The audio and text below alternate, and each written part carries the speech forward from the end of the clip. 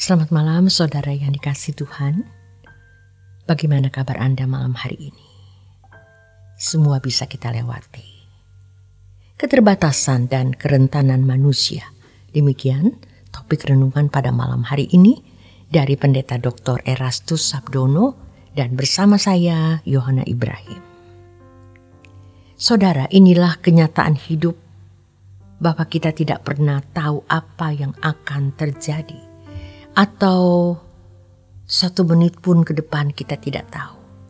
Banyak orang yang tidak pernah memperhitungkan bahwa segala sesuatu bisa terjadi di luar dugaan manusia.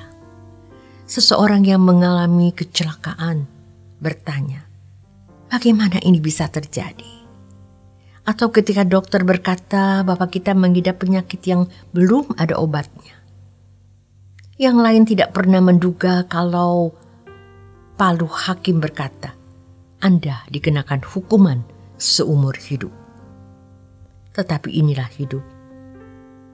Kita tidak pernah tahu apa yang akan terjadi 1 menit ke depan.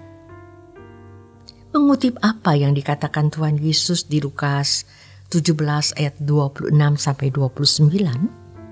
dan sama seperti terjadi pada zaman Nuh, demikian pula lah halnya kelak pada hari-hari anak manusia.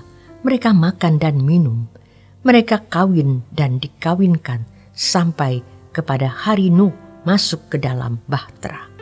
Lalu datanglah air bah dan membinasakan mereka semua. Demikian juga seperti yang terjadi di zaman Lot. Mereka makan dan minum, mereka membeli dan menjual, mereka menanam dan membangun.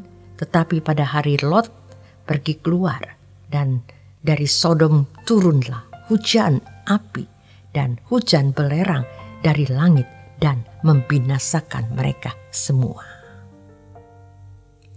Oleh karena itu, tidak ada alasan bagi kita untuk sombong. Sadarlah bahwa kita adalah manusia yang sangat terbatas. Menyadari keterbatasan dan kerentanan manusia, maka kita harus sungguh-sungguh berurusan dan berperkara dengan Tuhan. Kesombongan seseorang berangkat dari sikap yang tidak merasa membutuhkan Allah, terutama mereka yang tidak memiliki masalah. Semua berjalan lancar.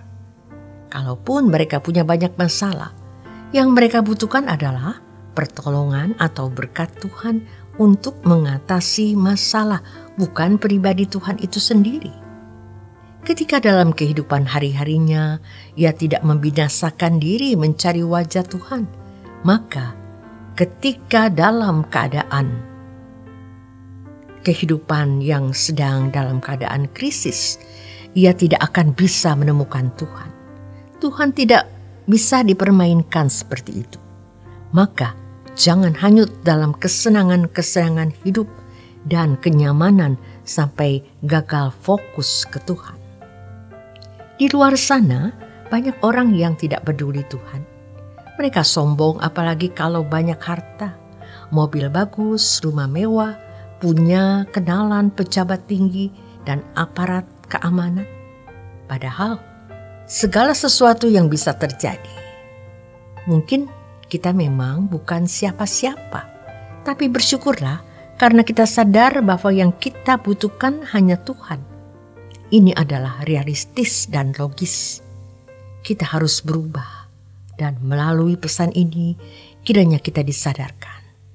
Dan sejak sekarang benar-benar mengalokasikan waktu untuk mencari Tuhan dengan sungguh-sungguh.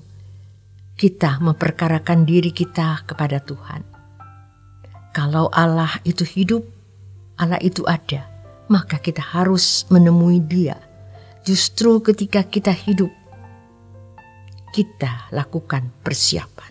Sebab ketika kita sudah meninggal, kita tidak punya waktu lagi.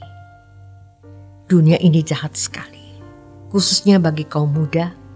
Jika kalian terbawa oleh filosofi, cara berpikir dari prinsip-prinsip hidup anak-anak dunia, kalian akan terhilang dan tidak pernah bisa berubah. Maka sebelum rusak, carilah Tuhan. Jangan kalian merasa sekarang belum waktunya. Kalau tidak mencari Tuhan hari ini, kalian akan tertelan dunia. Habis. Biarlah kalian menjadi anak yang merupakan hadiah Tuhan untuk mama papamu. Berkelakuan baik, hormat orang tua, dan bekerja keras. Coba kita perkarakan. Sejatinya apakah saya percaya Tuhan? Dan apakah Tuhan merasa bahwa Ia dipercayai oleh kita? Jangan sampai kita tidak pernah mempersoalkan ini. Sebagaimana kita juga punya pengalaman yang sama dengan seseorang. Terutama ketika kita ingin berbisnis dengannya. Maka perlu ada rasa saling percaya. Percaya bukan hanya keyakinan di dalam pikiran, melainkan suatu tindakan. Harus ada bukti dari percaya kita. Dan kalau kita percaya Tuhan, maka kita harus menuruti kehendak-Nya.